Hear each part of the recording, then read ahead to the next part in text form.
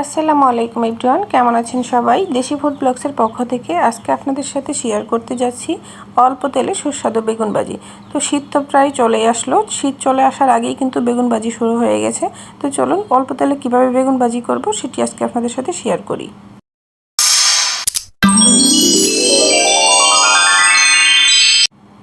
এখানে একটা বড় সাইজের বেগুন নিয়েছি, এরকম গোল করে একটু মোটা করে কেটে নিয়েছি ভাজির জন্য। তারপরে দিয়ে দিব 1 টেবিল চামচ মরিচের গুঁড়া, হাফ টেবিল চামচ হলুদের গুঁড়া, দিয়ে দিব স্বাদ মতো লবণ। লবণের পরিমাণটা আপনারা বুঝে শুনে দিবেন, যে যেরকম খান। এবার ভালো করে মরিচ, হলুদ, লবণ বেগুনের সাথে মিশিয়ে নিব। আমি এখানে মেশানোর সময় কোনো পানি অ্যাড করিনি, বেগুনটা ধোয়ার পরে যে ভিজা ভাবটা ছিল সেটি দিয়ে হয়ে গেছে। আপনাদের যদি মনে হয় পানি অ্যাড করতে হবে তাহলে অল্প একটু পানি অ্যাড করে নিতে পারেন মশলাগুলো মাখানোর জন্য। মশলা মাখানো হয়ে গেছে, এবার আমি ভেজে নিব। ভাজার জন্য একটা কড়াই বসিয়ে দিয়েছি, এখানে দিয়ে দিব 4 টেবিল পরিমাণে রান্নার তেল।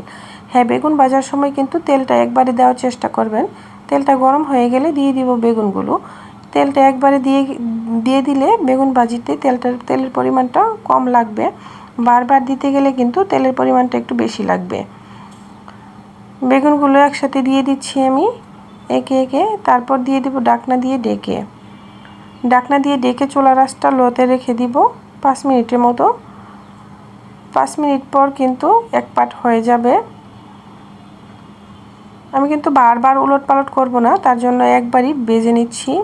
এক পাট কিন্তু একদম হয়ে গেছে, দেখুন কি সুন্দর একটা কালার চলে আসছে। এবার উলট পালট করে দিব সবগুলো।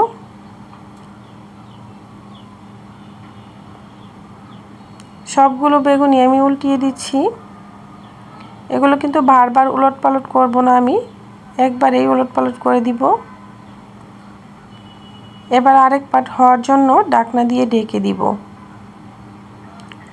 এই পাটটা হতে কিন্তু বেশি একটা দেরি হবে না, 3 মিনিটে হয়ে গেছে। দেখুন বেগুন ভাজি কিন্তু কমপ্লিট। আমি এবার নামিয়ে নিব।